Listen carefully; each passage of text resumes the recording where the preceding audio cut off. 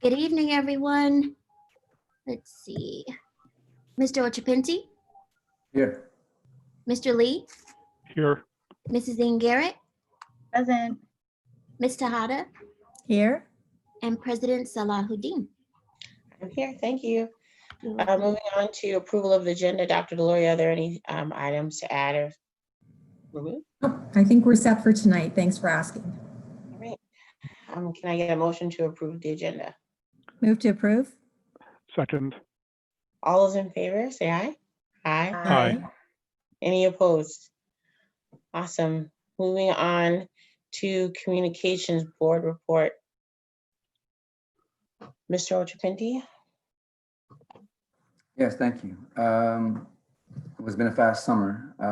There's not a lot, I think, to report in terms of, since our last meeting, it's pretty recent, but just in terms of returning to school, I know with all the news, right, and all the press conferences and uncertainty around that, just kind of reminding, I think, myself, and I think this to say is, our students didn't get a full graduation, right?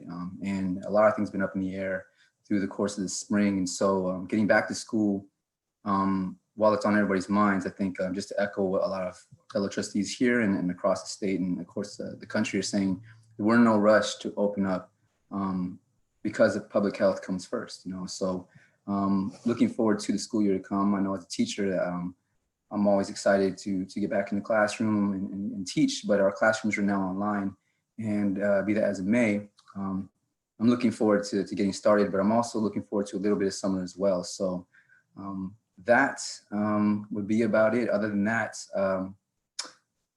yeah, looking forward to all the discussions that we have ahead of us, and of course, everything we're seeing on the news, certainly talk about those things as we get ready for school sometime soon. Thank you. Thank you. Trustee Lee? Yeah, not a whole lot to report out, but I was struck by the comments that Dr. Scott Morrow, our county health officer, had in his health statement yesterday. And in particular, it's the third thing that he wrote, where he says, complacency is the other majority factor enabling spread.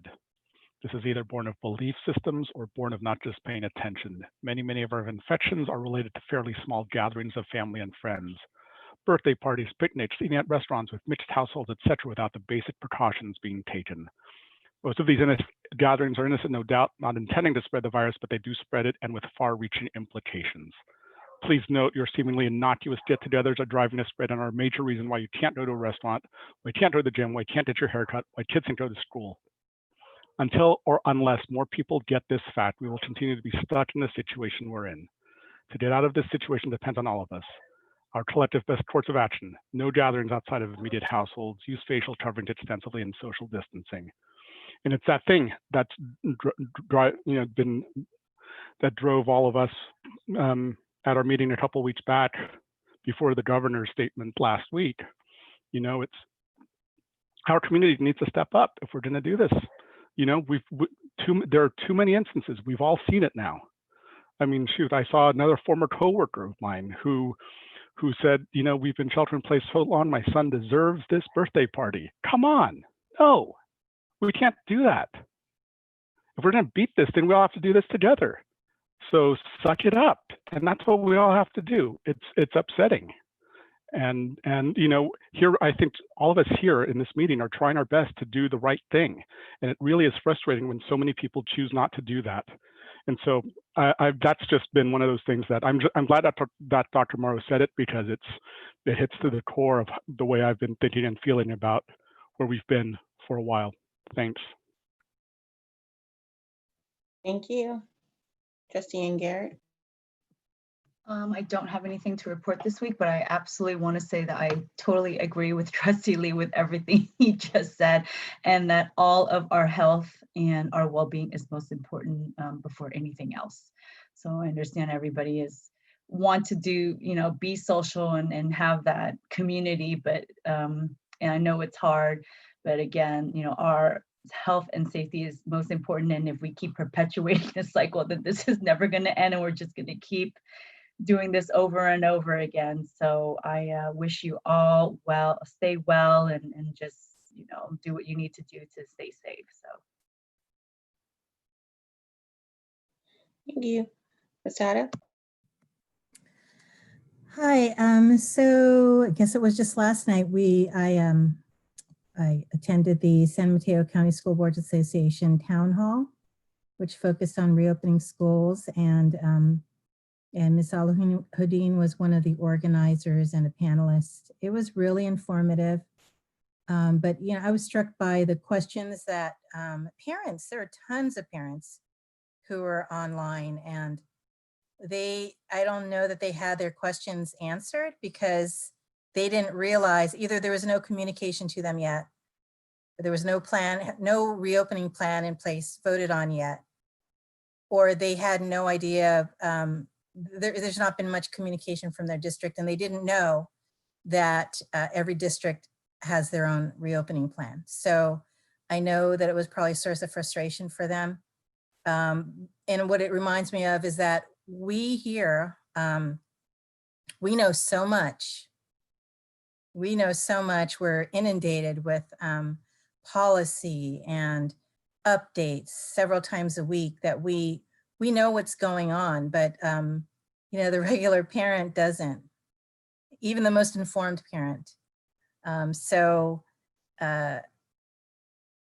know I think our district is pretty good about, we've been communicating really well with our families, but I know that not everybody reads the emails from the district office. So, you know, they're going to be so surprised when the fall comes. So I know our communication has improved a lot, but yeah, we got a road ahead of us, but I know we can do it. Thanks. Thank you. So the event last night went really well. It was very well attended. We had about 60 people watching it on Facebook Live and over 200 on the Zoom. I do want to thank Ms. Casey for speaking on behalf of our district in the union president role. And I just think that while it is frustrating for parents to understand the reasons why, I think that it was nice to have a face talk about, to put some humanity behind the words about the issues that teachers and staff are facing when we're talking about returning to school in the classroom right away. And so I think those words really, they were heard and they resonated, because I think that a lot of the anger that's been present, it's really hard to, in a board meeting, lead with humanity because our meetings are so structured. So sometimes it's hard to have that discourse back and forth and have people feel heard, because in public comment kind of causes folks to escalate. So it's one after another after another. So by the time it's time for someone to talk or to respond, people are kind of really agitated, but I think the setting there really helped people hear what we had to say.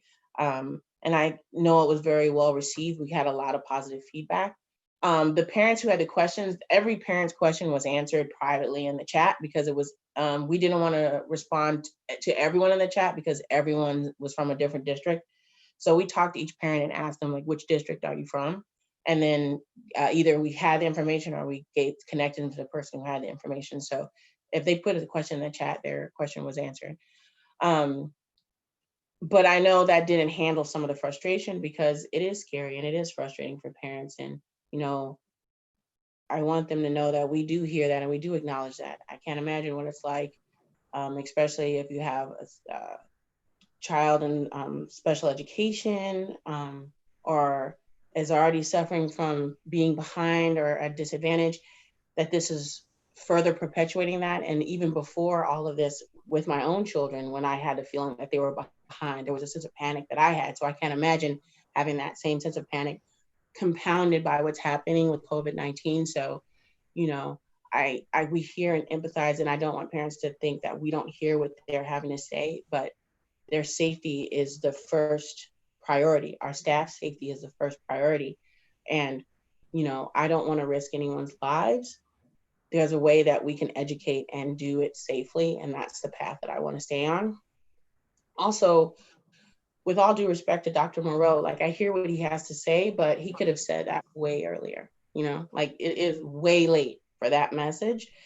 And the county could have also been targeting that message to the communities that we know are being hit the hardest. And the message continues to be in media channels that are predominantly viewed and held by people of privilege, and not to the community. If you're from an immigrant community, if you're, you know, a community that doesn't speak English, the news service and different ways that you get information are not the same, and you're not hearing the same messaging about the mask. You're not hearing the same messaging about how to wear them, what to wear them. So while I appreciate that message coming, you know, I think it's way late, and it's also targeted. You know, hair salons and all that stuff is cute and fun, but we're also talking about work, right? People can't get back to work, and it's always I'm always surprised that he never includes that when he's talking about let's go back to work. So we know who his message is targeted to. He's targeted to the people who you can't go back to the hair salon, you can't go back to the restaurants.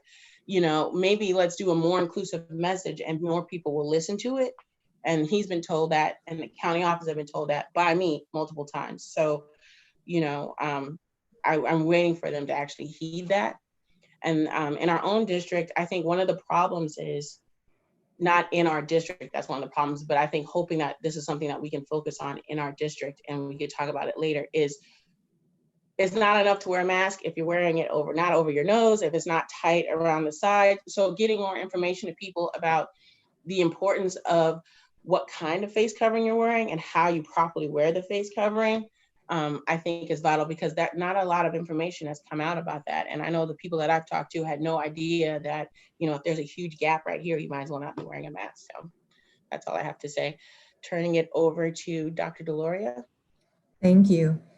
Just kind of building on what Trustee Lee was talking about, I too agree that Dr. Morrow waited too long to push the urgency on this. And, you know, I was hopeful up until yesterday because the number of new cases was coming down, although I don't know how much, those are all predictions, so I don't know how accurate all those numbers are. But today, did you see the spike again today, just way back up to the top again? And it's just really frustrating. In terms of, superintendents are still grappling with SB 98. We're trying to figure out, the guidance isn't direct and clear about the difference how you can start or not start school, depending on whether your county is on the wait list or not on the wait list. So we're trying to get some guidance from that. Additionally, remember there was language from the governor that schools needed to test all employees every 2 months. And the governor implied that the healthcare providers were going to take care of that. Well, I don't know about you, but no one's reached out to me to say, hey, we're ready to start testing all of your staff. And I don't think there's enough testing. They're cutting back on testing in San Mateo County and only offering it to those who are in those high risk groups or people who have symptoms. So it's really, and I'm sure the board members feel the same way. Yes, we can have a plan, but then the rules change and the rules aren't always clear. I think everybody heard about the fall sports, all CIF sports delayed until winter time. So that was sensible. On the good side, I did get to spend a couple of hours with my granddaughter. But even on vacation, I think this probably happened to Ms. Presta. I know it happened to Ms. Baca. I was just in meetings most of the time, trying to keep up with everything. So I'll be back in the office tomorrow. Thanks, everyone. Thank you. And really quickly, I forgot to mention, I sent an email to Candace to forward to the rest of the board to sign a letter to the Board of Supervisors to ask them to extend the rent moratorium. You know, our district is going to get hit hardest by that because we're a district that is made up of a lot of renters. So the moratorium needs to be extended because we're still in the middle of a crisis. So I'm hoping that if you guys are willing to sign that and send it back to Candace, she can give them to me. Thank you. Now turning it over to our wonderful union president, Ms. Monica Casey. Thank you. I just sent something to Candace. Hopefully she can share it with you. And I will also share my screen. It's not going to be the best because it's going to be small. I'm going to take a little bit of time right now. I don't normally take this much time. So I'd like to share this letter with you that AFT Local 1481 sent out, and we had about 200, a little less than 200 people sign on as of today. So I'm just going to read some of it. There's some of it I'm going to just skip, but you'll have a copy of it. To the Board of Trustees, we, the undersigned, wish to express our solidarity with JUHSD's Board of Trustees for their dedication to the notion that the safety of our students, staff, and the broader community is the absolute priority as we plan for the 2021 school year. We wish to validate your efforts to hold our district leaders accountable to their responsibility of ensuring the safety of our communities. For our leaders to bear in mind that it is not public education's responsibility to reopen the economy, but to ensure our students and staff are able to do their work as safely and equitably as possible. It goes without saying that every one of us in JUHSD look forward to the day we can welcome all our students back and to return to some sort of normalcy. In the meantime, in spite of differences on how we return, we want our students and staff to return to campus under conditions which are absolutely safe until the discovery of a vaccine to COVID-19. In the survey conducted by JUHSD's Return to School Committee from June 18th, 37% of your staff, not an insignificant minority, felt it unsafe to return to teaching in person, even if the county's public health officials gave the go-ahead to reopen. Since then, the World Health Organization on July 9th acknowledged the view held by scientists around the world that COVID-19 may linger in the air in crowded indoor spaces, spreading from one person to the next. The increase in infections in the Bay Area since mid-June has only indicated a much more dire scenario. From the survey completed as of July 17th, 72% of staff indicated their desire to remain in 100% off-site work through the fall 2020 semester. Despite every stakeholders group's desire to see us together again on JUHSD campuses, the district does not have the resources nor a detailed comprehensive plan to ensure the safety of every student, family, and education worker in our community. If those planning our return to school continue to meet via Zoom to discuss the myriad dilemmas we face in reopening, then letting young people and adults onto our campuses is unimaginable. It is our view that if one student, parent, or staff member feels unsafe returning to in-person learning in the fall semester, then we probably are all unsafe. More to the point, losing just one community member to COVID-19 is unacceptable. It is because of your good work and that of our district leadership, which led to the decision on July 10th to open 2021 school year with exclusively at-home learning. Sorry, let me move this.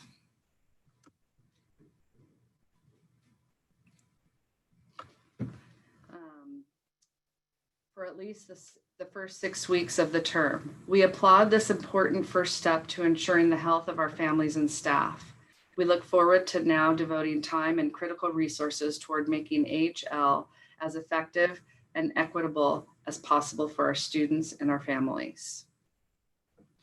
It is the view of the undersigned that the best way we can ensure the safety of our community is to continue AHL through the fall semester at the least.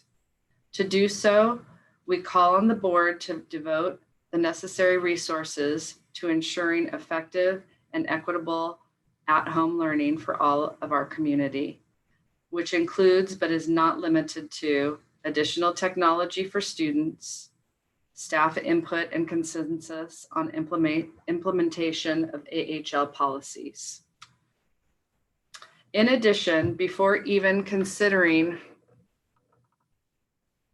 to phase in a reopening of JUHSD's campuses, We, the undersigned, ask that concrete, comprehensive plans, including the requisite availability of resources to ensure we as a community have addressed the following safety concerns. This includes, but is not limited to, phasing in the approved return to school plan does not begin until at least 14 consecutive days of 0 additional COVID-19 cases in San Mateo, Santa Clara, Alameda, and San Francisco counties has passed. Conduct testing for COVID-19 for every staff member and student before returning to campus. Ensure sufficient disposable PPE. Ensure the safety of our classified staff who are on the front lines. Use substitute teachers safely. Protect staff's accrued sick leave.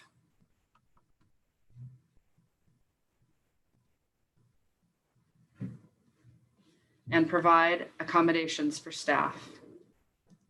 We come together as a community. We also encourage JUHSD to continue its good work, including all stakeholders in our reopening plans, including the requirement that exclusive representatives must sign off on our reopening plans through collective bargaining. We applaud the efforts of our board to ensure the safety of the community and its efforts to dive deeply into structural inequalities in public education. We stand behind you and look forward to working with you in the months ahead to ensure safe schools, equitable instruction, and building truly equitable public education in the communities we serve.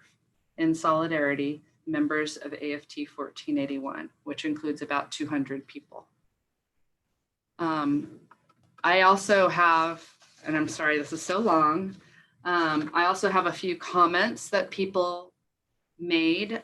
We asked, as we asked them if they would be okay with signing this letter. Why do you believe we need to remain in at-home learning until we see the 14 days with no new COVID cases? And some people, these are just a few of the comments. COVID-19 is no way under any sort of control. We have to be part of the solution and not part of the problem.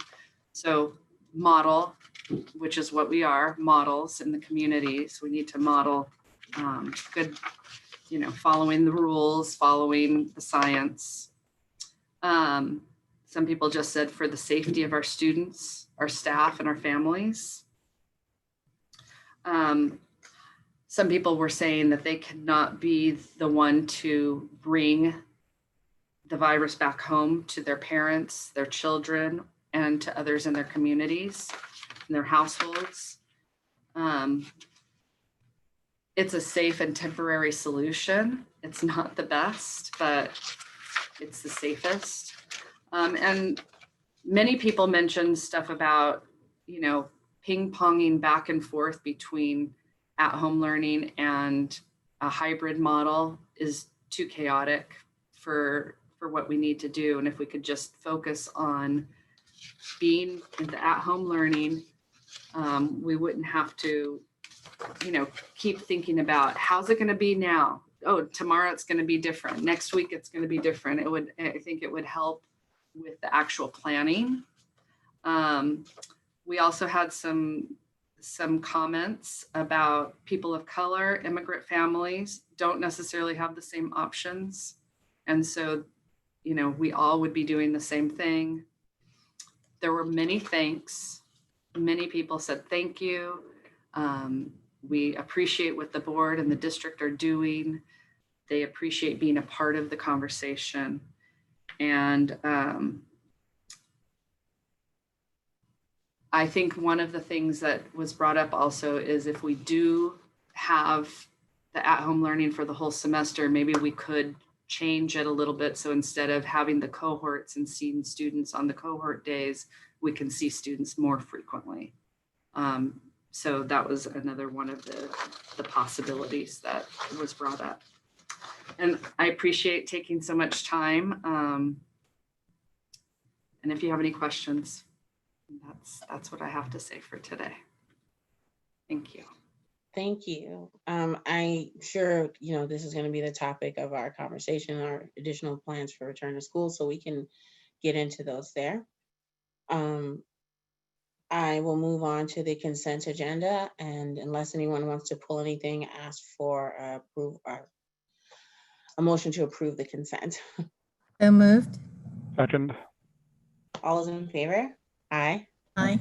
Aye. Any opposed? Awesome. No. Moving I on have to a comment. Oh, sorry, yes. Oh, I just want to acknowledge Emily Faxon, who is retiring after 30 years of service in the art department at Westmore High School. And to thank her for her service. I don't know how we're going to celebrate our retirees, but we'll find a way. That's all. Yes, absolutely. Thank you. She also played a major union role as well. So she's done a lot for the district. So we definitely thank her for her service. Okay. I was going to say that, thank you for bringing that up, Vice President Tejada. Ms. Faxon was actually one of the teachers my first teachers at Westmore when I transferred from Oceana. And so I was in a yearbook class, and that was cool because I got a chance to be in the dark room and develop photos, put some of my skills to use. And she was always super engaged and has been, obviously, in our community and at the school. So yes, anyways, wishing her congratulations on the retirement, and hopefully she'll be around, stay involved in other ways. Thank you for raising that issue. Thank you. Anyone else? Okay. So moving on to public comment. Do we have any blue cards? We do have blue card tonight, and they would like to speak about item 6B2.8 regarding Circle Up. Oh, okay. Which we just approved the. Oh, okay. So we just voted on that, but yes, we can have that person come in. Okay, sorry, okay. No, I it's wasn't sure if okay. it was before blue card or after. No worries. Sorry for the confusion. No, we can bring the person in to speak. Okay, right now? Yep. Okay, so we do have, sorry, I have it. It's Alexandria Mullen. She would like to speak about the item. Okay.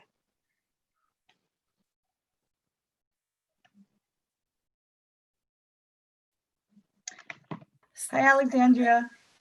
Alexandra. Hi, thank you so much for allowing me to speak.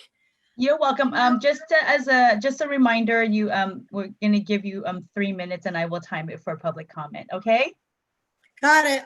All right. Thank you I'll so be much. quick. No, you're fine. Thank you. I just want to say hello and thank you for all you do. I was looking through the board agenda, and it just shocked me that I know it's approved, but you spent $161,000 on Circle Up during a pandemic. And it's all about connections, and to be very successful, I would have hoped that you would have considered maybe pausing for a year so they could actually do the work that they need to do. I also don't know what outcomes we've seen from this organization, and I do know that TOSAs cost less than consultants. I also am wondering if we could consider spending that money where our stakeholders really need it, which I believe are face shields. I haven't seen face shields, face coverings, cleaning supplies, and as we know, sadly enough, food. Clearly our community needs those things, and I just wanted to say, I just wanted you to consider that, because $161,000 is a lot during this time. So thank you for listening to me. That's my comment. I know I'm not going to change your mind, but maybe in the future when we do have these big line items, you would take these comments that I'm saying into consideration. Thank you. Thank you, Alexandra. We appreciate your comments. All right, moving on to our discussion items. Item 8A1, the COVID emergency response update. Turn it over to Dr. Deloria. Thank you. So I'm going to let each of the associate superintendents speak to any updates that they have. Ms. Baca actually has a more formal presentation in the following discussion item, but maybe if we could start with Ms. Van Raphorst. Thank you, Dr. Deloria. Welcome back. Thank Good you. evening, everyone. I am going to share my screen because I want to give you an update on food service. Last week, I guess I'm just sharing my whole screen, huh? Is that how it worked? No. Okay, let me try this one more time. Sorry. Share this one. There we go. Okay. So yeah, last week I met with the cafeteria staff at each of the school sites, the leads, the cafeteria managers. And I talked with them about this thing that's coming up. So since March, the federal government has allowed us to use the Seamless Summer Program for food service. Seamless Summer Program gives you reimbursement for any child you serve 18 or under. And so you don't have to charge anybody any money, you just give them food. They don't have to be from your school, they can be from anywhere in the community. That comes to an end when you start school. So on August 10th, whether we're in school or out of school, we have to go back to our regular National School Lunch Program, School Breakfast Program. And this means that there will no longer be reimbursements for any students that are outside of our district. And the reimbursements will be based only on whether the student has free or reduced status. They are still allowing us to have parents pick up, but everything needs to be tracked by student ID number. So that's what the new situation is. So we were all struggling with the idea that on August 10th, we're gonna start turning kids away and saying we can't feed you, or parents that are picking up food for kids. And we're also struggling with the idea of having to track everything by ID and having to charge students who do not have free or reduced status. And so, so I just wanted to talk it through with the board so that you were fully informed and let you know our recommendations. And also to note that the other schools in our community are also going to be facing the same situation. So Jefferson Elementary has already ended their summer program. So right now in Daly City, we're the only schools providing food for 18 and under on a regular basis. In Pacifica, they are going to end their summer program on July 31st. And both of those programs will start back up again with their school year programs on August 19th. So just for a little context. So our recent numbers are hovering around these numbers here, about 502 students total, or children total, are being served. At Jefferson, about 135 students or children a day, Westmore 220 children a day, Terra Nova about 80 children a day, and then we deliver to our highest need students, those special education students who are also qualify for free or reduced lunch. When we offered them that food, we said we will also bring food to your siblings or other under 18s that are in your household. And so this number here is 26 of our students receive food, and we also provide food to 41 other children in those households. So in our delivery, 40% of our food goes to our students and 60% goes to other children. And in talking with the kitchen managers, that's what they think is probably similar to what we're serving at the school sites.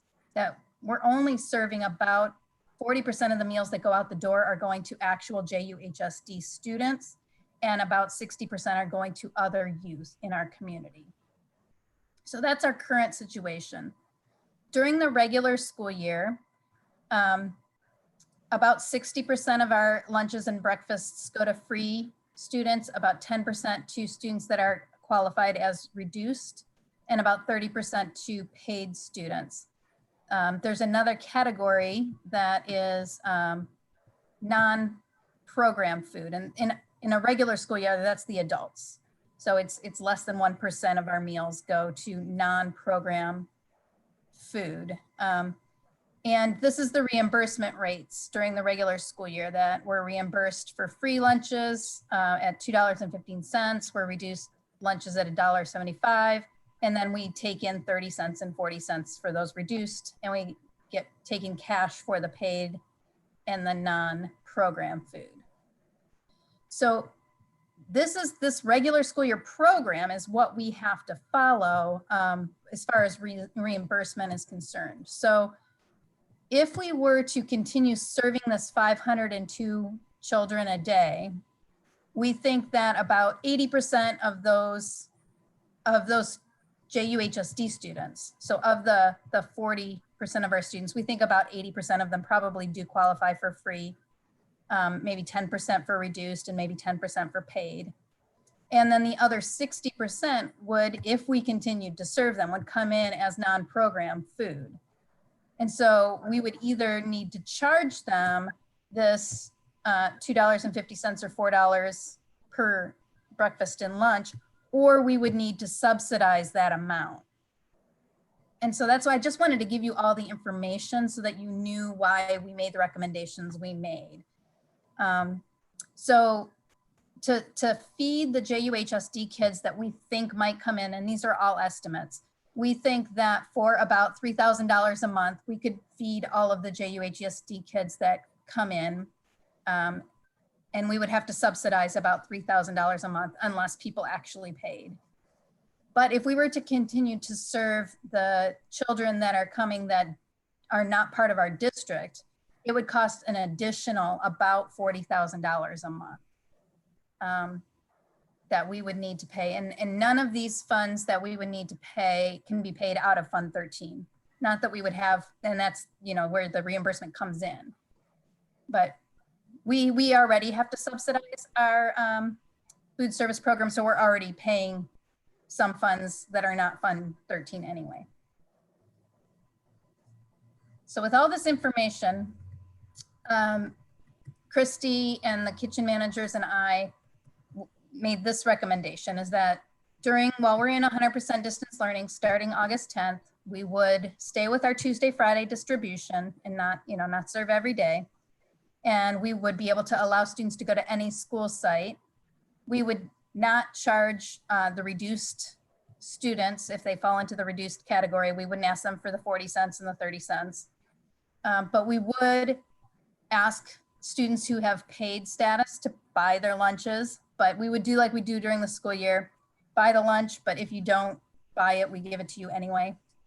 But we don't think that it's responsible to subsidize the rest of the community at the tune of $40,000 a month. So we would do a big push on publicizing, making sure that people understood that only JUHSD students could be served, that we would need their ID number. We would have all the free and reduced lunch information available and push it out to people. And we would push out information on other community resources so that the families with the younger children could, be served through the other community resources that are available. So now what questions, comments?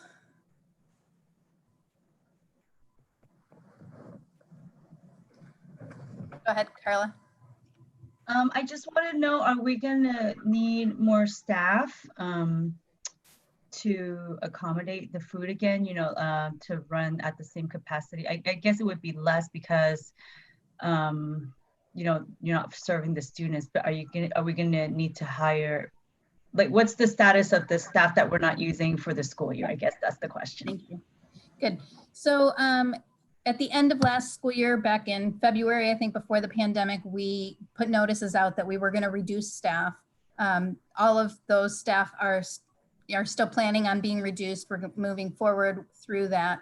So we will have plenty of staff to do either continue to do what we're doing now, or to reduce it to just our students that would come to campus, whether that increased or decreased. So we plan on moving, we've already moved forward with the reduction in staff, and we still think that's enough to continue the program. Do you need to reduce more? I guess you need to reduce more now that it's like less, or you think? We should, but we can't. We should and shouldn't, right? The numbers of lunches we're likely to serve will not support the staff that we have. So we will continue to need to subsidize the program. And there is money in the COVID relief funds. It can be used to subsidize your food service program. So we can use those funds to do that because we want to keep our staff that we will need when we fully open. So yeah, and plus I'm pretty sure the new AB 98 does not allow you to lay off additional staff that are only not needed specifically because of COVID. So you have to keep them on if that's the reason why you would be laying them off. Right. Is there, are we still restricting like a certain age group? You know, because I know that the the employees that we have for the food service are an older group. So are we still keeping like, oh, if you're over this age, then you're not able to work? Or are we just like, okay, it's kind of full capacity again, as agreed before?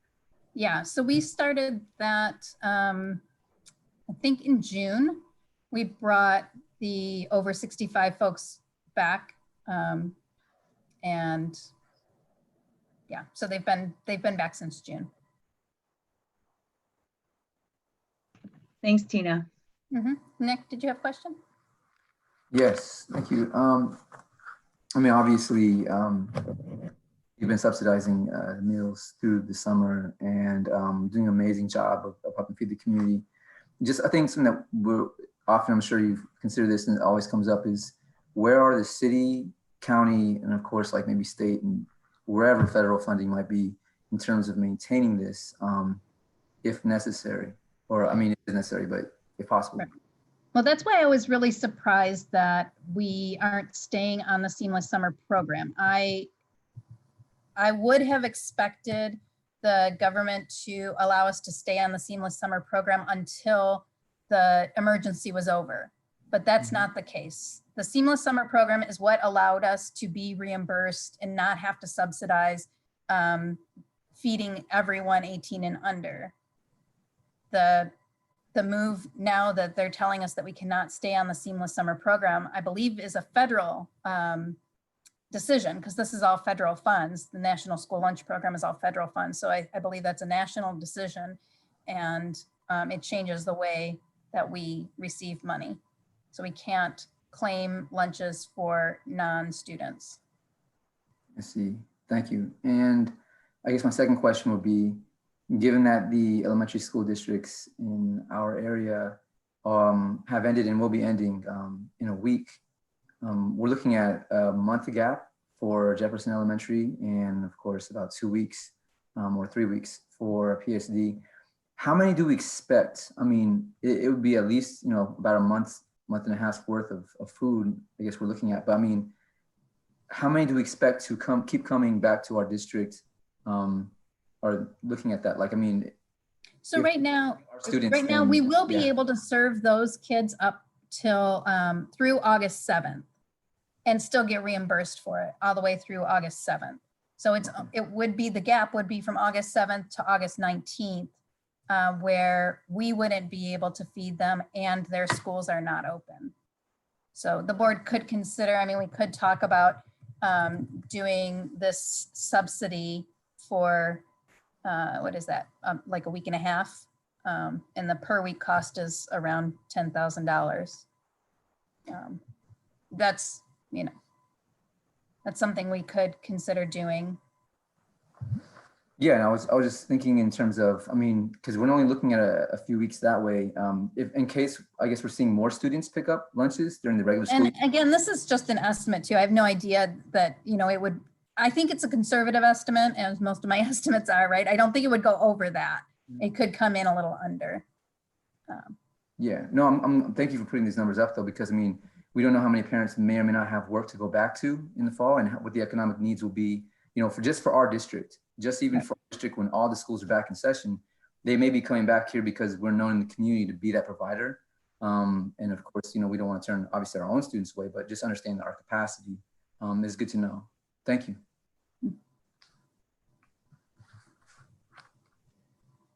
So like we knew this was happening because, you know, President Trump said earlier that he was going to cut the food program to schools because he wants us back in school, right? So So I'm okay with the subsidizing of the week. I think that if we could just fill in that gap for the week, that's fine. And then the recommendations seem fine to me on how we go about distributing and publicizing, you know, who are students and that they'll need ID. So the issue will be when the family comes, we're only giving that one student or one meal for one student when they come in. And so just making sure that we start letting people know that when the school year starts, the meal distribution is going to change. And just giving people a heads up that that's going to happen. Yep. Okay. I mean, I think that's reasonable we would just change this. We'll start on August 19th, where we stop serving students that are not ours, but we'll start the information campaign as soon as possible. That's all I have. That sounds great. Thank you so much. Mm-hmm. Thank you, Tina. Ms. Presta?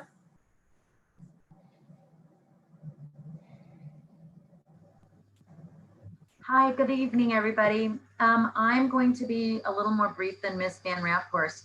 I did actually get to take last week off. The week before I didn't really take off, but I did actually have some relaxation time, which was I'm grateful for.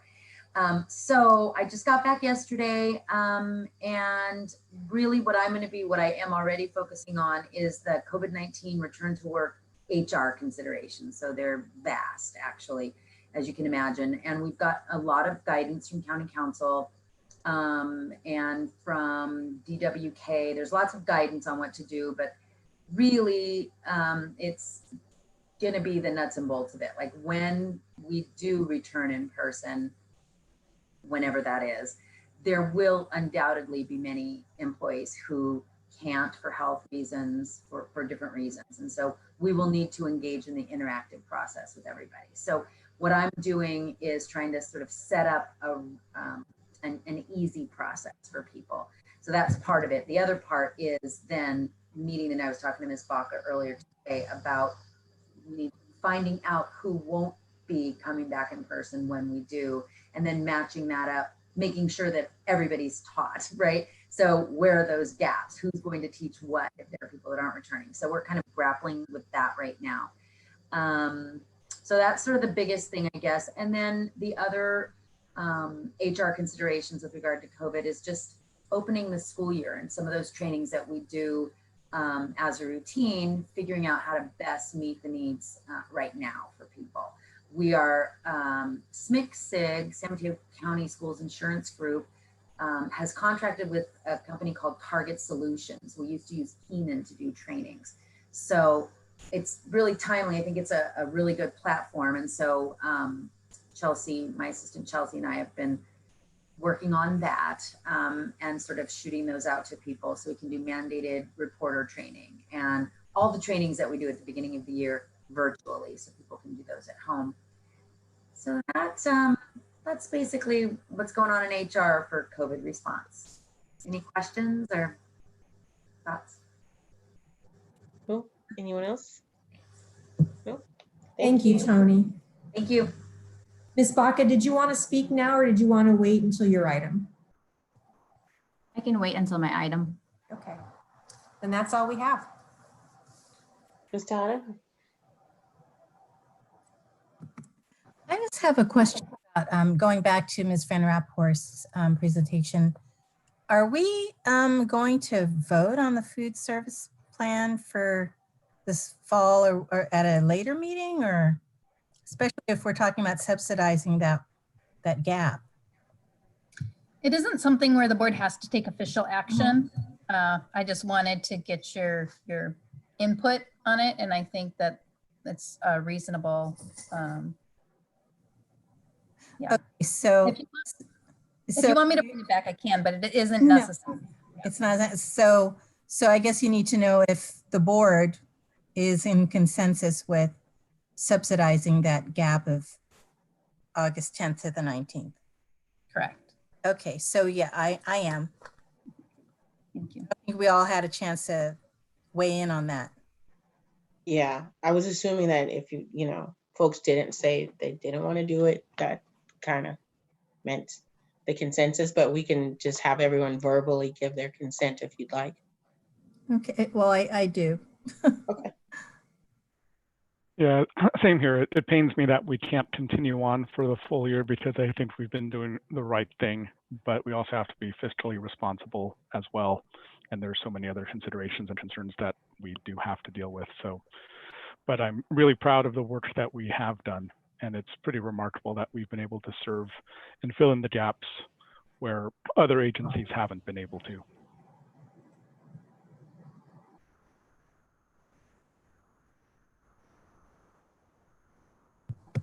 Mr. Ochapinti, you're missing Garrett. Yeah, I would say, of course, I wish we could support it longer too. You know, it's one of the reasons why if we're looking at funding from other, you know, levels of government, we could probably continue it. Maybe, I mean, obviously we're going to have the data on who's, you know, who of our students are continuing to get, you know, the meals, and maybe if there are any requests, maybe that's one of the surveys we could do is, you know, does your family still have a significant need for more meals? Not that we can provide them or have any guarantee, but, you know, if so, you know, at least we can relay that data to the county. And even the cities that we work with locally, and creating some kind of pressure upstream. So maybe if the state, though we are, you know, looking at budget cuts everywhere, this is one of the most vital parts of our community. So maybe just considering some kind of a way we can relay that data and continue the program in any way possible. But yeah, I'm glad we're doing it as much as we can. I will just add that I agree as well. And I think it's just a good compromise to do it just the time being from the time, you know, to just close the gap. So absolutely, we should definitely not have any family feel like they cannot feed their children during that time. So. Awesome. Okay. So yeah, I cut out doing a big part of Tina's presentation. So I didn't know what had happened while I was gone. So yeah. So when I came back, she was saying, are there any other questions? So I thought you guys had already discussed this. So my apologies, I didn't know. At night, my Wi-Fi goes in and out because so many people are home and everybody hops on it. So it gets a little bit spotty at night. Thank you.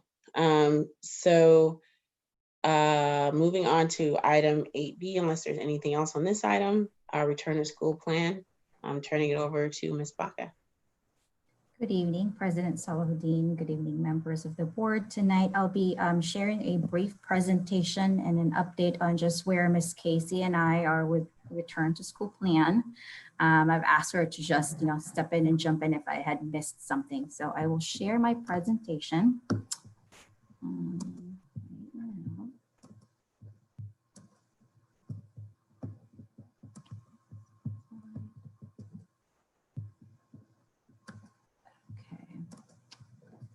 So for tonight, the purpose is to provide the board an update on 3 big buckets. The first one is the parent choice survey data. So we had sent a survey to our families asking them if they would prefer a 100% distance learning or a hybrid. So I will be sharing the preliminary data on that. And then a couple of components on SB 98. It's a huge bill, but I want to point out a couple of things that pertains to return to school. And then just an update on where we are as far as the subcommittees. So just a quick timeline of where things are. So on August or July 6th, the board approved our instructional model and our schedule. And on July 10th, Dr. Deloria had sent an email to all stakeholders saying that we will be starting on distance learning and that a survey was also sent out to families. And then on the 14th was our return to school committee after we had found out what the instructional model will be. And during this meeting, we talked about SB 98 and the requirements. And also we had asked the committee to form a subcommittee to create a more detailed plan on how we will roll out the following school year, given that we know that we will be starting in distance learning. And so the day after, the subcommittee meetings started gathering more people to be part of the committee. We also talked with our IT department to see how we can set up our student information system. And then the schools have also begun their planning. So as you can see, we are still, there's still a lot of details that we need to iron out, and we will give you an update as we know more. So the first one is about parent survey update. So this survey was sent in English, Tagalog, and in Spanish, and it asks actually 3 things. The first one is if they need a device at home, if they need an internet hotspot connectivity at home, and then whether they would prefer a 100% hybrid model, 100% online, or a hybrid model. And if they chose a 100% online, we had asked the families to let us know the reason why they chose the 100% online for the fall semester. So we have about 4,511 students in our student information system right now. And as of July 19th, I've only received about 607 responses. I believe right now, as of today, I have about close to 700. So it's going up there. So, but again, we still need a lot. We have a lot to do to reach our families. But I want to give you a preliminary data on how our parents and families responded. So out of the 607, 114 of them needed a device, which is 19%. 87 needs a hotspot. And 238 out of the 607 said that they would prefer distance learning. And then these are the reasons why, or the breakdown on who said they wanted 100% distance learning and the reasons why. So 27 out of the 607 have immunocompromised conditions. So that's about 11%. 83 or 35% has a family member that is immunocompromised. 100 or 42% says that they're just concerned about coming back and exposure to COVID. And finally, 28 and 11% felt that their students will just thrive more in a 100% at-home learning model. So this is the breakdown of the 238 per school site. So as you can see, the numbers are still pretty low right now, but again, we still have a lot of outreach to do. So the next steps for that is to ask Ms. Hawkins to resend the survey either today or tomorrow. And after that, the school sites will also follow up with the families who have not completed the survey and ask them to confirm what instructional model they would like. So today I met with the principals and developed a plan on, how do we make sure that we reach every single families, because one of SB 98's requirement is really to make sure that every student has a device and internet access. The next part of the presentation is a couple of points again on SB 98. Which is the learning continuity and attendance plan and distance learning requirements. So the first one is the learning continuity and attendance plan. And this is our new plan. And I'm just gonna go back really quickly because as you can see, it's, the acronym is actually, it says LCAP, but the state wants to make sure that we don't call it the LCAP, even though the acronyms are the same. So we'll just refer to it as the new plan. So this new plan means that there is no LCAP for the 2021 or there's no annual update, but instead there's this new plan that is actually due on September 30th. And within that plan, we have to make sure that we have stakeholder engagement for feedback, that we present this plan to our parent advisory committees, and that there is a public hearing. So it's very similar to the LCAP process. This plan has to include how are we supporting mental health and social and emotional support, pupil engagement for the ones who have been disengaged in the classroom. So Ms. Basquino is meeting with a subcommittee in creating some tiered system on how we reach out to the students who have been disengaged in the distance learning model. We also need professional development to address trauma. We have to talk about our school nutrition program. And also all of this is tied to funding, of course, and we need to report the amount of money that we've spent on how we improve distance learning, and also how do we address the needs of our unduplicated pupils, just as the LCAP. So part of SB 98 are distance learning requirements. So there's now a more firm definition on what distance learning is. And this includes, again, making sure that all of our students have a device and there is internet access, and we need to figure out, and if we have to drive home, knock on their house and give them their devices, we will do that because we want to make sure that they have access to this. We also have to have some additional supports in place and an intervention system for the ones who are not performing at grade level. What is taught has to be among the within the grade level standards. So Ms. Robinson and her team is working to make sure that our content is aligned on what is being taught in the distance learning model. And we also need to really call out what we are doing to meet the needs of our students with IEP and our English learners. In addition, there's a minimum attendance requirement of 4 hours a day for high school students and 180 days. And there has to be a combination of daily instruction, and then we have to be able to assign some time value for the work. So for instance, if I say, we need to write a poetry about yourself, a teacher or course-alike teams can say that this work is worth 1 hour of the time. So our teachers will be working on that. Attendance must also be recorded and reported. So this will be part of the chronic absenteeism metric.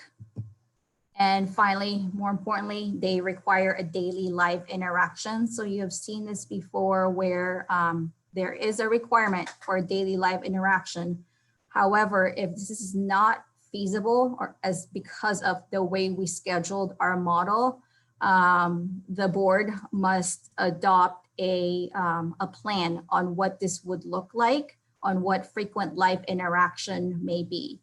So I had met with several teachers and staff to define what daily live interaction could look like. So this would mean that students are really expected to work every day, even though they are in cohort B, and that they're not supposed to meet with their teachers, let's say on Thursday.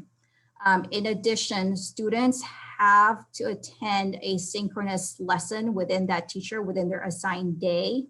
And if they are unable to do so, schedule an office hour session with a teacher.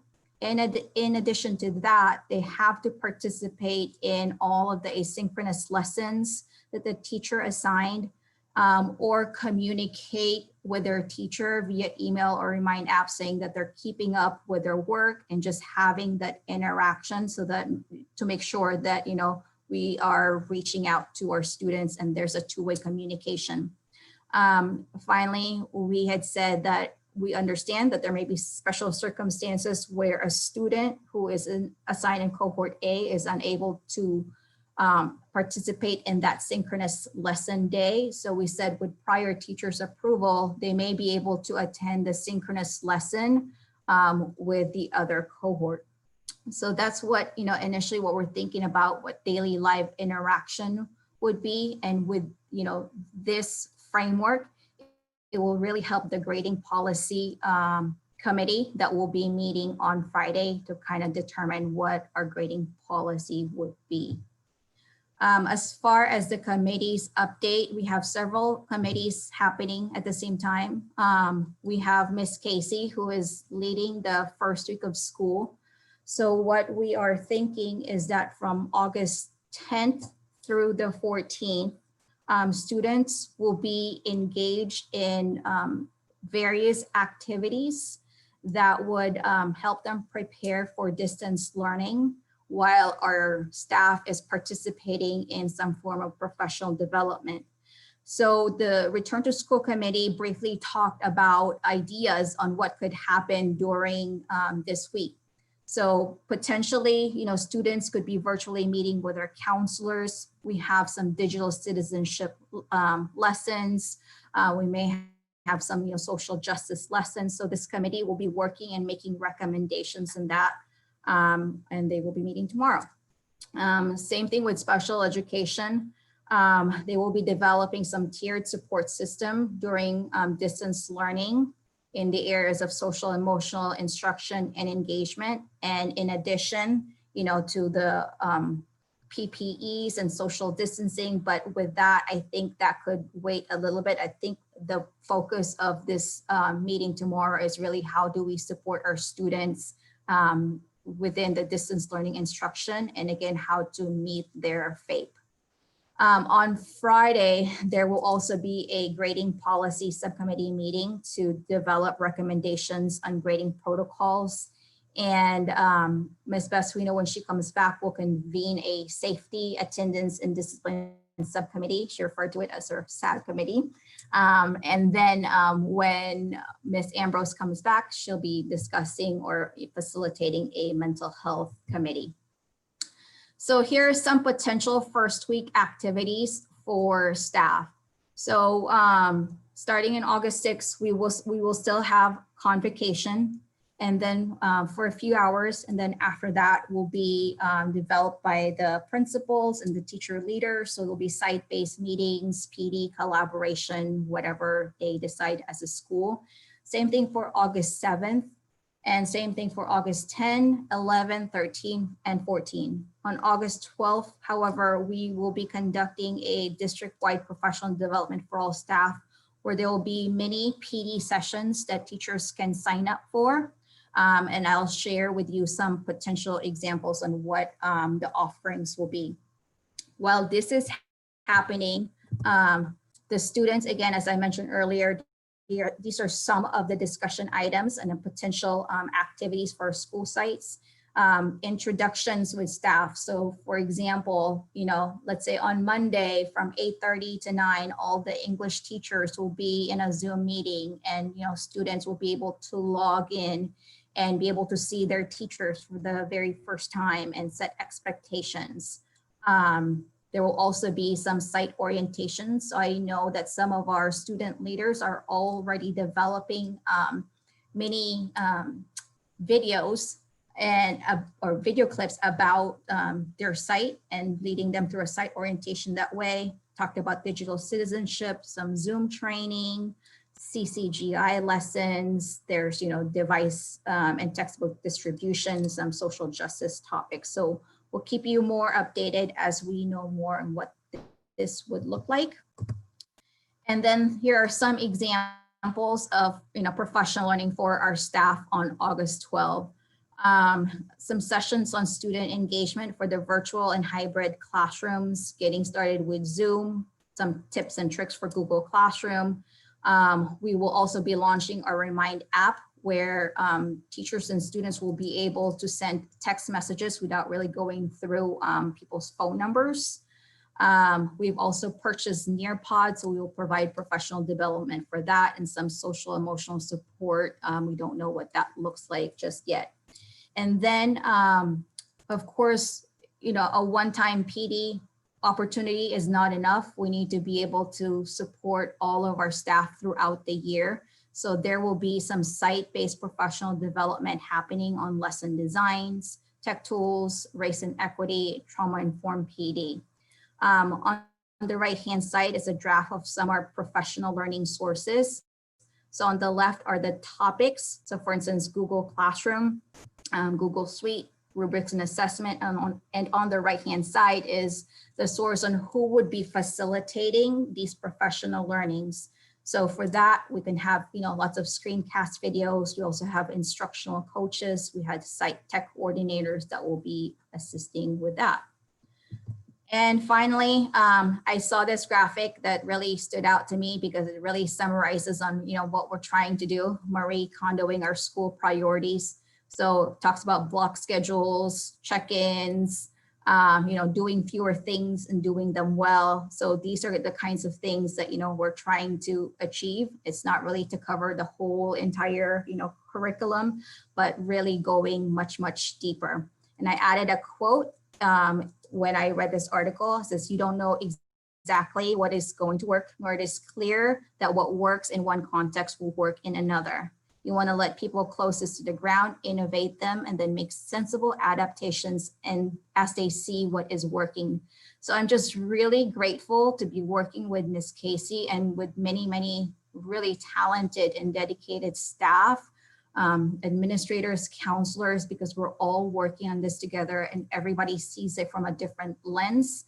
And I know that the process may be taking much longer in developing something, but we just, want to hear everyone's voice. And with that, I will stop my screen for questions. Opening it up for questions.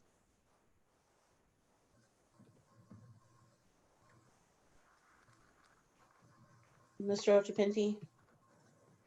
Yes. Thank you, Ms. Baca, for that presentation. I think that a lot of our preparation, I think the last slide spoke a lot to it. We don't know what's going to work. It's very, very real. To my experience teaching, sometimes you don't know what's going to work under quote unquote normal circumstances because you don't know your students till day one sometimes. And especially when we're looking at, just the diversity of our students across all of our settings. In special education, you really have to take things, one day at a time and then, build. And I think this year is getting us closer to being more innovative and being more versatile. And so I'm looking forward to, personally, even as a teacher, just learning different methods to use, not just in terms of online learning, but in terms of creating more inclusive environments, because a lot of this reminds me of what we do with our students who have IEPs. We have an individualized education plan. And now we have to do that for all of our students because all of their needs are going to change in certain ways, right? You could be a student with, rigorous classes or just classes that come off more rigorous than last ones you took. And you may not have the same resources or you might be not accessing them the same way. So if we're looking at universal design for learning and some of the methodologies that our teachers are aware of, I'm hoping that the PD time will be very useful. I know in Oakland it has been for me this past spring and even this summer. And so I'm looking at the timeline, it seems pretty reasonable. And yeah, I just want to say thank you for the presentation. I don't have any questions. I think you'll have tons of questions, to deal with in terms of the next few weeks, but I'm looking forward to everything to come. Thank you. Thank you. Ms. Tejada?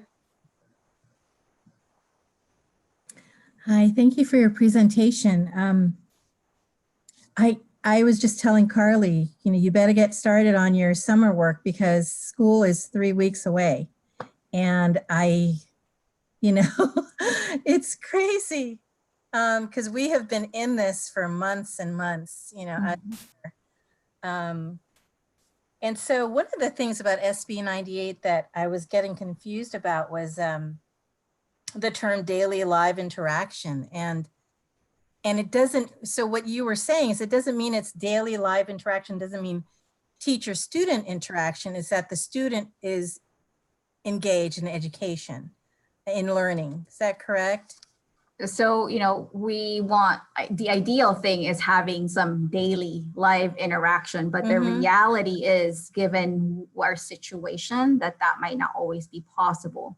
So we are stressing to our staff that, we really just need to make sure that we are connecting with our students, that we are reaching out with our students in multiple ways that we possibly can, and have some tiered system that, if we're not reaching out to the student, we need to make phone calls. We may need to do home visits and, we need to do something. Okay. So what, SB 98 is saying is like, okay, if we cannot possibly do that because of how your instructional model is designed, then as a district, we need to say, this is our definition of our daily life interaction. Because Great. it could be, a discussion a day, like, say a student, I'm filling out a Google of like, this is my question of the day. And then a teacher posts it, and then students will just, respond to it and have a discussion as a group. Mhm. Okay, great. Because, I just, And I just wanted to, because you know how these bills are so, they don't think about everything, right? So they don't think about real life situations. It's all terminology and legalese. And, but I just want to be sure we're given the leeway and the flexibility to best serve our students, and that our teachers are getting the time they need to prepare, especially that first week of school. And that you guys have put together, the student activities. I think it's just wonderful and innovative. And all the different subcommittees that we have, this is just such a Herculean effort. And I know you guys are working super long hours, and I just really appreciate you so much for all of everything that you're doing. And when we still have so much more work before school opens. I just wanted to mention also that, based on what you're saying, they're giving us a little bit of leeway, but again, if we make a decision sooner than later, rather than bouncing back and forth and having that in our mind about the possible change of the schedule, that we're going to be on campus partially or not, it would make it a little bit easier to kind of move to a more regularly daily schedule of interactions.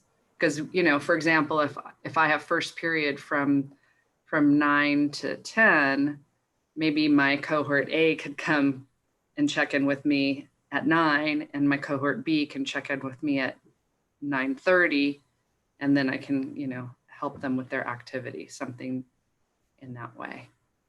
So just, the sooner we can make some kind of decision, for sure, if we're going to, that would help out with the planning, because I think that's stressing a lot of people out, how we're going to do all that with the changes. And I know you had your hand raised, but Dr. Deloria, did you want to speak to this point? Yes, thank you. I did.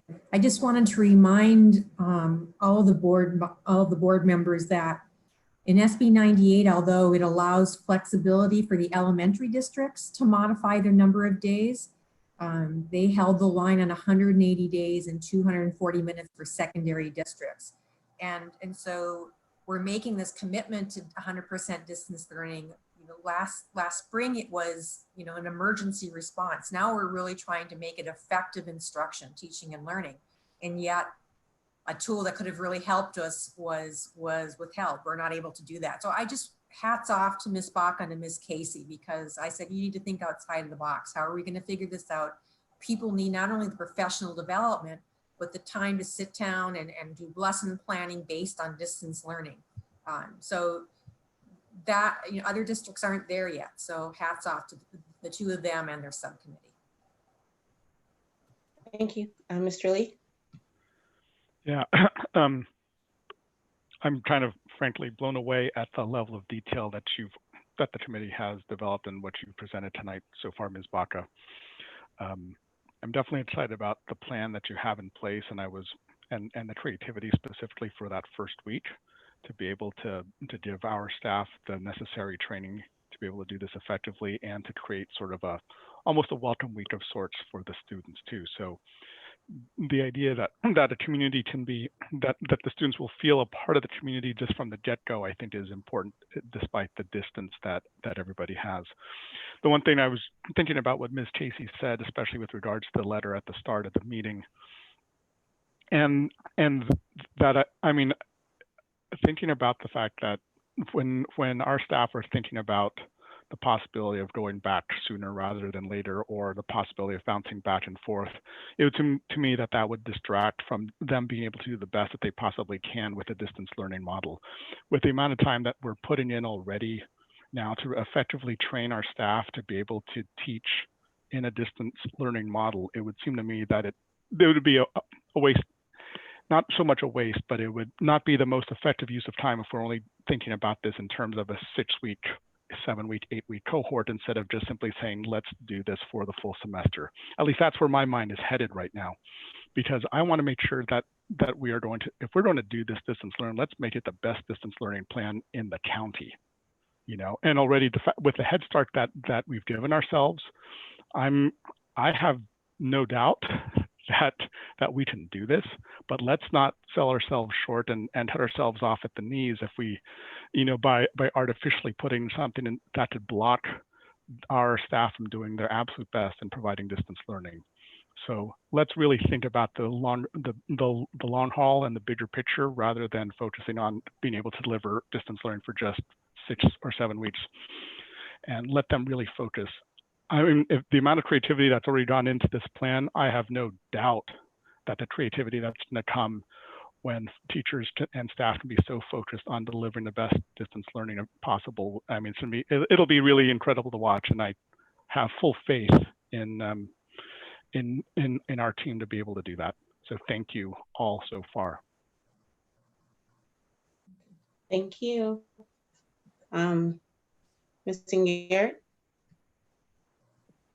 I just want to, of course, comment and thank Karine and Monica for putting this very thorough presentation together. I am still, sorry, I dropped my pen. I'm still processing everything. So I just have a couple of questions.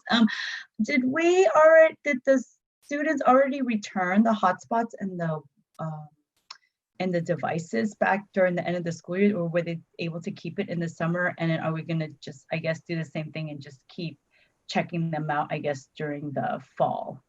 So the seniors, we collected the devices and the hotspots from our seniors.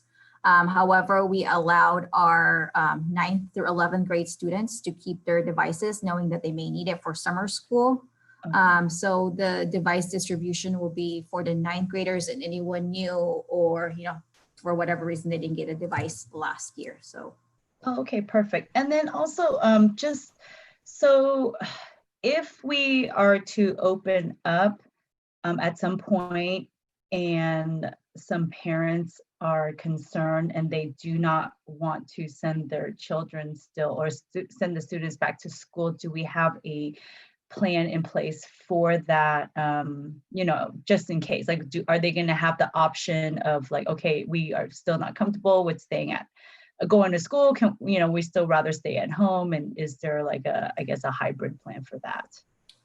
So with that, that's one of the reasons why we had sent out the survey, to make, you know, an initial commitment saying that they do not want to send their students at home. So the survey data that I sent, that's why we need to reach out to everybody. We need, you know, pretty much 100% participation so that we can plan accordingly, because we need to plan for, you know, who will be teaching the students that are doing 100%, you know, distance the whole entire semester. I also wanted to mention that if we choose to make the decision now to go the whole semester, then we don't have to have that, which would be, you know, if we do have people doing 100% at home learning and everybody else is doing something else, those people are probably going to just be doing something like Apex, which is not an education, and it's not going to be equitable. Right. So I'm very concerned about that population of those people that choose or need to choose to be at home when everybody else is in a possible hybrid model. But I mean, reality is we probably won't be going back anytime soon. And Right. so those people would be at a disadvantage, I believe, just Right. from teaching Apex and stuff. Right. So the struggle is between, well, our health and education, right, as always, which is, I mean, it's already a struggle just to meet the expectations of, you know, the students need. And then on top of that, now there's health concerns. So definitely on my mind too. So thank you very much. I really appreciate all the work you all have put into this. So thank you.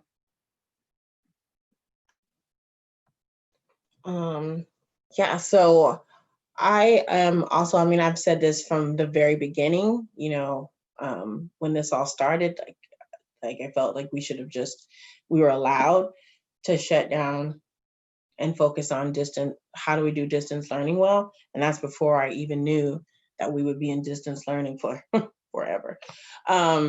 So like, how do we not repeat the mistakes of the past, looking at what's happening in the present? And again, it still looks like starting with the federal government and going down, this is not being handled well, right? I mean, it's just not being handled well. And it doesn't look like that is going to change.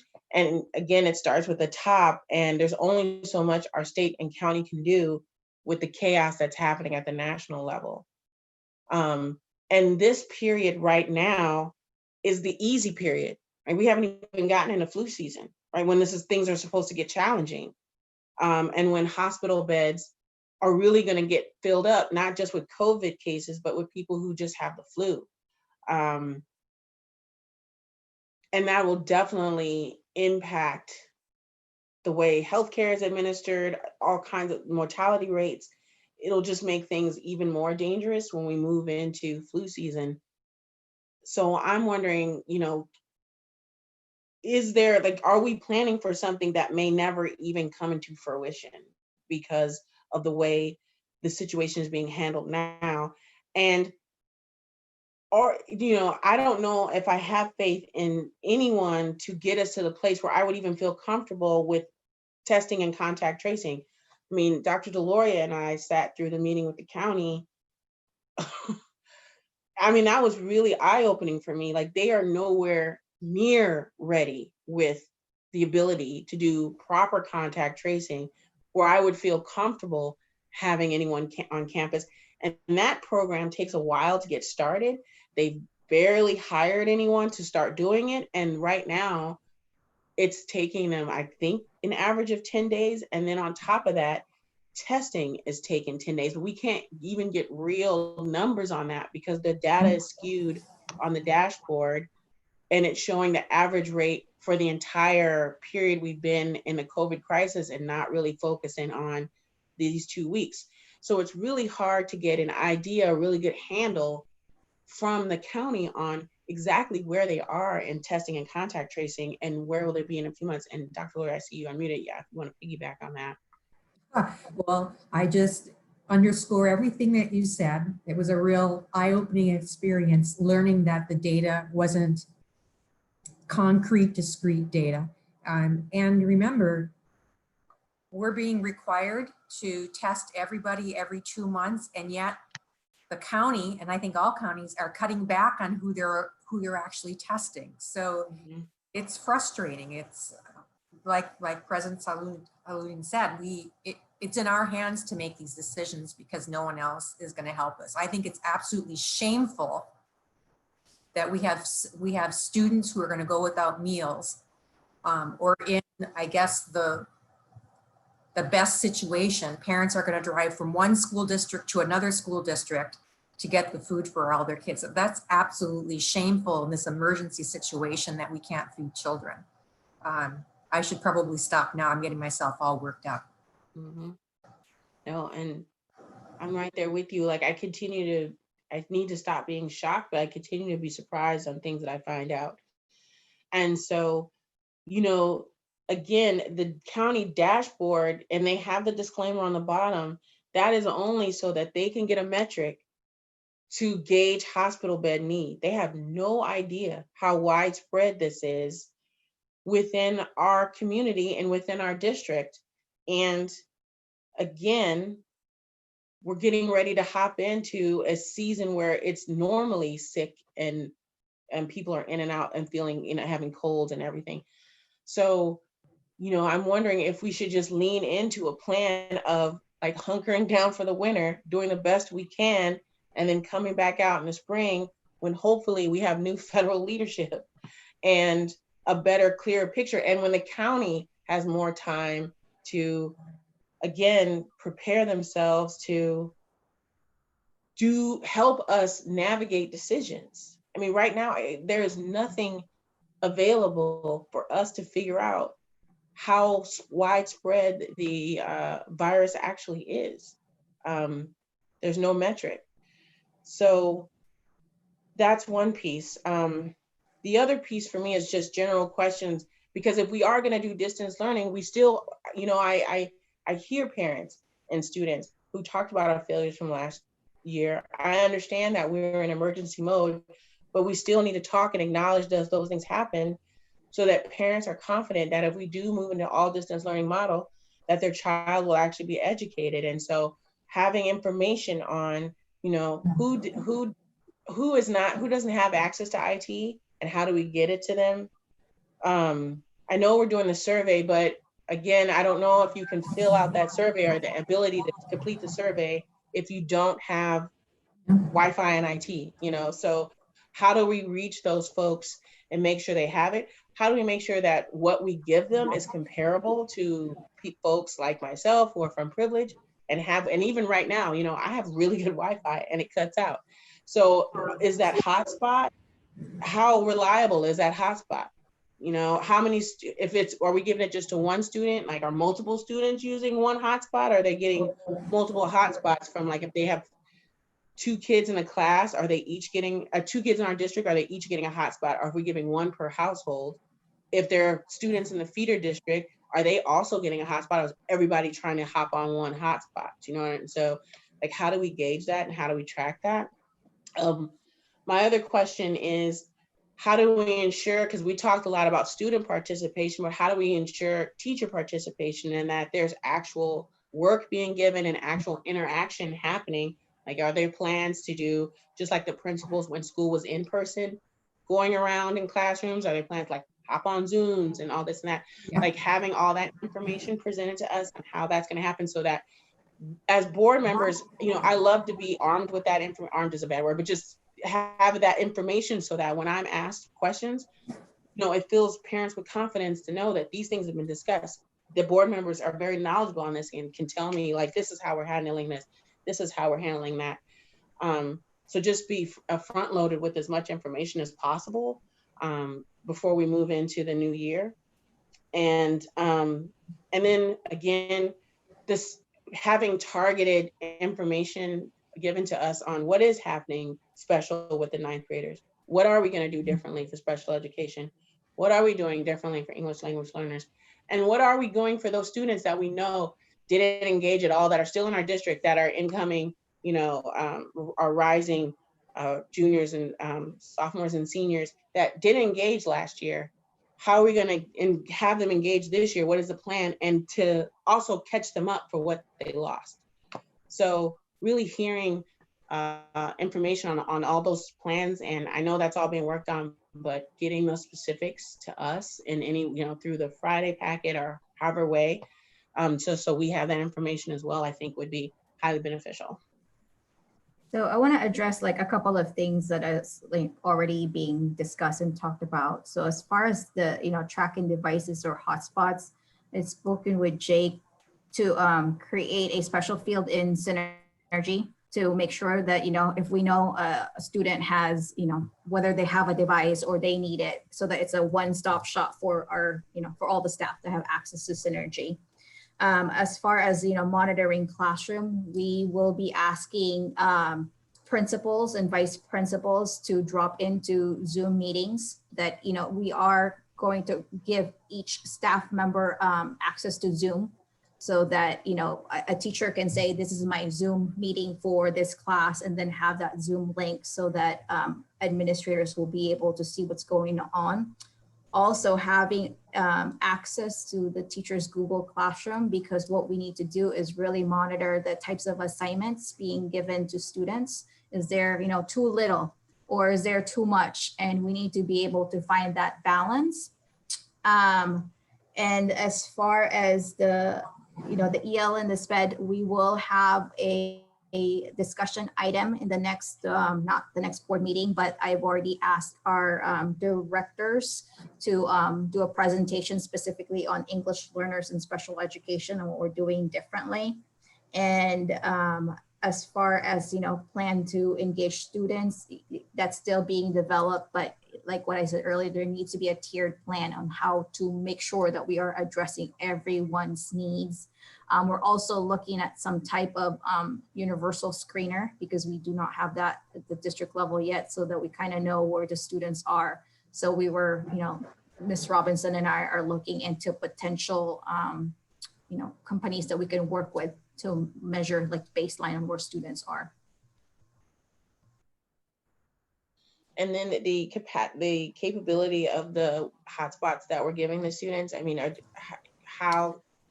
what is their level of, is it just good for one? Is it good for two? So I don't know, Jake, if you're listening, if you can speak to that. I'm sorry, could you repeat the question?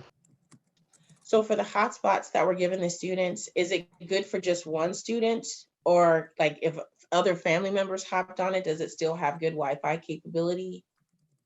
So they're definitely limited on the number of connections to the device, but if we do have multiple students in a household, we are offering a hotspot to every student in need. Okay. Awesome. And if there's a way that we can also ask the question, like, what is happening in our feeders? And if that student with us also has a student in the feeder district, that they ensure that they also are getting, like, are they using our connection, or are they getting a connection from their feeder? I can reach out to our counterparts at our feeder districts and see what if they're offering. I have no idea if they're offering hotspots or not. Okay. I'll get more information on that. That would be great. Thank you. And to the other point about SB 98, I know, like, I understand why they did it, and I understand the, California is interesting in that we are so many different, rural, urban, huge, LA to us, so that it's hard to legislate. So there's like these blanket pieces of legislation that don't fit anyone quite well, but I understand the intention. The frustration for me was just with a situation that's ever changing, the inflexibility of the law is where I just had a little bit of problems. Work with us a little bit and allow us to do some things if it's going to create a better, product. So the meeting that we had with Assemblyman Philting and Senator Scott Wiener didn't go well. We're hoping to have a more productive meeting with Mullen, Berman, and Hill. And if there's anything that for the executive cabinet that you would like me to talk about during that meeting, you could just let Dr. Deloria know, and we'll chat. But just, baseline, they just need to know what we're going through. And so that's one of the things, like, they are hearing what's happening with us. I think, to me, like, that's the minimum goal. And then on the outside, if there's any kind of advocacy that can happen. The other thing that was positive was the additional funding that went into childcare. We'll see how that fleshes out, but I know that's going to be a huge issue for us. So I'm hoping that develops into, since we're still at home, more robust childcare, so that people don't have to lean on us so much for childcare, that this, the county and the state can kind of do that job. So that's all I have.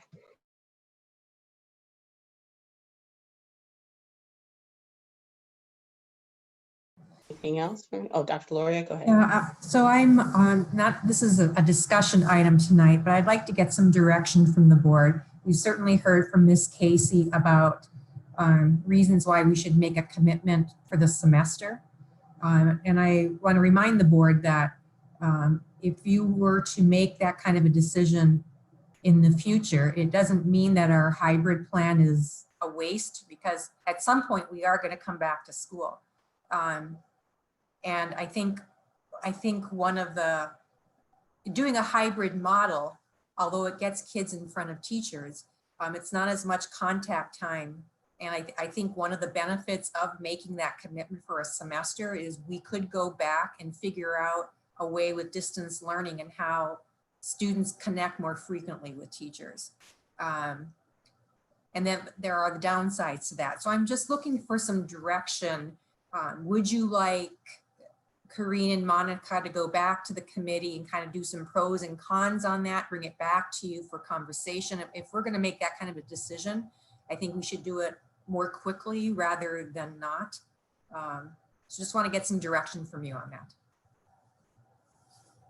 Awesome. Mrs. Garrett. I was actually going to ask that. So how soon would you need to make a decision, like for you to be able to, you know, like I think to give you preparation to say, okay, we're going to do it for the long haul and we're just going to do it this semester, like, or do you need like, okay, we're going to try it out for this first 6 weeks and then kind of go from there? Like, you know, I'm just trying to gauge where you would be at. So I think it's going to save us some time in one area. You've already heard we've started collecting feedback on how many families want 100% distance learning anyway. And then we have to do that whole matchup between those people who want to stay home and those who want to come in. And if we make the commitment to all distance learning, it really doesn't matter what the parents select right now. We'd probably want to go back out again at a later date towards the end of the semester to get their feedback. But that saves us some time where we can focus more on what the delivery of 100% distance learning looks like. But there are those disadvantages too. So I don't want to sound like I'm trying to convince you one way or another. I think it might be worth the subcommittee taking a week to list some pros and cons and bring that back to you for consideration. I just want to say that I think that we've already talked about it quite a bit.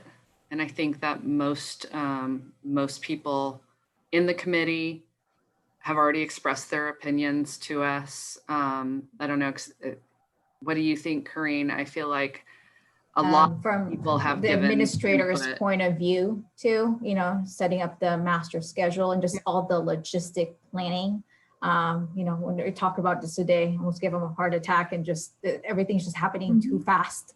And so, you know, we tried to brainstorm like, well, what happened when they come back and a teacher can only teach, you know, AP government, this is our only teacher, but this teacher, you know, has to work from home. Who's going to teach the class? And so that conversation that just gave us heart palpitations on like, you know, do we have a sub come in while the teacher still does virtual learning? That's just a lot of resources and planning. So, you know, I know from our administrator's perspective too, you know, they actually would prefer just commit to the distance learning. Yeah, I mean, I agree. I feel like it's hard enough. Like it was already a huge Herculean task just to do the master schedule outside of this. That's right. So to have to do 2 sets of master schedules in 2 different ways. I mean, I think that, you know, I understand that the negatives to going to all at-home learning is some of that we talked about. And, you know, I am a little nervous about creating bigger inequities with this. But my feeling on it, and I open up to everyone else too, is we did not put ourselves here, right? We thought we were going to be able to open. We thought we were going to have some people on campus. I had no idea that we'd be sitting here.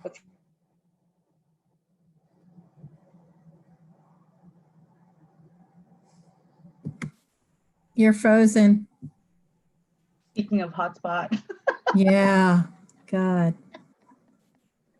Another trustee. I agree with I have one for her. And I think, you know, the sooner we make a decision and give you that option, I think the better well prepared you all would be. So I am all for that. Like this, that's why I'm asking, like, are we giving you the tools that you need to make that decision and make that preparation? Yeah. So that's all. No, but no, I said in my initial comments earlier, and I think when we look at the last slide of Ms. Baca's presentation, let's Marie Kondo this plan. Let's keep it as simple as possible and do it really, really, really well. Mhm. Do that. Let's do the one thing and let's do it right. Because, I've got to leave and pick up my daughter, but so I just wanted to, if we can decide this sooner, then it'll help parents plan and our teachers. God, I mean, I've got kids, friends, my daughter's friends who are worried about what classes they're at Jeff's. They're worried what are all their hard classes going to be in that first semester. I mean, kids are already stressed already.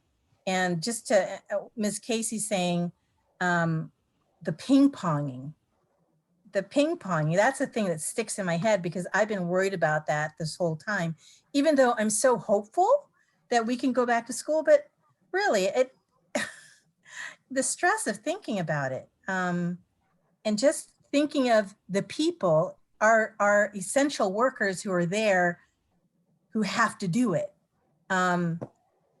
You planning all this right now. We're way ahead, but it's so stressful already. And so whatever we have to do to come to a decision, a consensus, and we're following our this has to be an action item, I guess. So whatever we have to do. Well, and we're not way ahead when it comes to school operation plans because the principals haven't been able to work with their staff to develop those plans or to do the training and the protocols and things like that. So that's a huge lift for principals at a time of year that's filled with many, many tasks. Yeah, I'm thinking that we're way ahead when I'm thinking about how we have had this return to school committee up and running and thinking about all these different permutations that, we've been communicating with our families and we've been doing surveys where, I think South City just got their survey last week. I don't know. It's just, we've thought ahead. And I think that's why this conversation is really vital in that, we got the letter from our teachers, 200 teachers already saying, please, can we, let's go to Just teachers, staff too. Staff too. So I've got to go. Okay. So I think all we really have to do is bring to you the return to school plan, and rather than saying for the first 6 weeks, Ms. Baca, we can just modify that to for semester 1. And that we'll start to, evaluate starting in October, what we're going to do for third quarter. The question is, can we afford to wait until the board meeting on the 4th for you to approve that? Well, we need to hold a special meeting, a special session that's probably going to be tomorrow that we're going to act on future agenda items. So if you want to put it on that future, that's going to be on Wednesday. Okay. We can add it to that. I'll have Candace send out an email to everybody about an action item in the next week. Because I don't think we can wait until the 4th. I think parents need to know, Right. staff, principals. So this way everybody can redirect their work in the right direction. Yep. Before I go, for the special meeting that we want to have, we need 24-hour notice. So I don't think that we can do it tomorrow. No. So I've got to go. Thank you very much. Okay, thanks, Rosie. I don't think Candace is on the line anymore. So I'll see her tomorrow. I'll be in the office tomorrow. We'll get something out to you, give you some possible dates. I don't think it has to be a long meeting. It's a minor adjustment to the plan. Yeah, just to add to what people are saying, I would listen always to, the staff and faculty first, and of course, students and families. I think, like President Salahuddin was saying, and everybody really, there's not going to be a lot of support coming from the federal level. On the state level is on one end respecting, the direction of local districts. On the other end, we're still trying to catch up with COVID, where our counties don't even have universal testing, right? I think that, when we talk about data and all these things. We're at the same place we were in March operationally in terms of tracking medical data, right, in our community. So contact tracing is secondary to actually having data to trace, right? So, you know, all of these things make sense on all levels we need. And as a teacher, we're always ready to plan in-class instruction, but obviously in-class instruction is not going to be the way it was. And the considerations and I think the solid plan we put together so far is not a waste, obviously, because at some point in time, as we return, we're going to have to phase in things at the pace of our community and accommodate our community that way. So yeah, I just want to just briefly say, yes, I would also agree. I think going full semester, like our universities have already, of course, our universities and our colleges are more, you know, public environments. And so there are other considerations at play, but if we're moving with this forward, it makes sense to do it as a community altogether. So yeah, I just want to say thank you to those who raised their voices for that in our community, and I'm all for it. Thank you. I switched my iPad. It's going cellular now because my goodness. So I think everybody has all the direction they need. I'm hugely grateful to Ms. Baca, Ms. Casey, Ms. Robinson, everyone else who worked on all this under the leadership of Dr. Deloria. Thank you so much for your work. It's really appreciated, and I'm glad that this was a real collaborative effort. So that everyone had a voice and everybody felt heard and seen. So I just feel like that's the way we're gonna have to move through this. You know, we don't have time to fight with each other. We gotta stick together. So thank you for that. All right, so moving on, good, to future agenda items. We do need to have, and we wanted to see if we could have a session on really quick on Wednesday or Thursday, guys, for the board to discuss contract negotiations. So are you guys available on Wednesday or Thursday for about 15 minutes? Yes, either day. Yep, yes, I am. Yeah, that's fine. Any Yeah. time. Okay, so I'll reach out to Candace and we'll see if we can get something out. We just need 24-hour notice. And then for the, whenever you guys are ready for us to vote on this, let us know and we'll add that session on as well.